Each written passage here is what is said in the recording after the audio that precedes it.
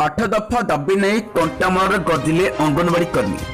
राज्य अंगनवाड़ी संघर निर्देश आज कंटामूल ब्लॉक समस्त अंगनवाड़ी कर्मी एकाठी हुई ब्लॉक शिशु विकास प्रकल्प और मिशन शक्ति कार्यालय आगे 8 दफा दाबी नहीं विक्षोभ प्रदर्शन कर देखा मिलता। सरकारी कर्मचारी मान्यता दाबी सह अंगनवाड़ी कर्मी 18,000 और सहायिका 9,000 टंका दरमा वृद्धि सहित चाकरी अवसर ग्रहण करने पर पेंशन भली विभिन्न दाबी नहीं नाराबाजी दे विक्षोभ प्रदर्शन कर देखा मिलता। यह विक्षोभ प्रदर्शन में ब्लॉक अंगनवाड़ी संघर सभापति प्रतिभा साहू, संपादक सौभागिनी पाढ़ी, पुष्पांजलि पोड़, मदावासी प्रधान, मानसी बंडकी, पार्वती बाघ, कल्याणी मिश्र, लिली प्रधान, सुलोचना प्रधान ब्लॉक समस्त अंगनवाड़ी कर्मी और सहायिका सामिल थे।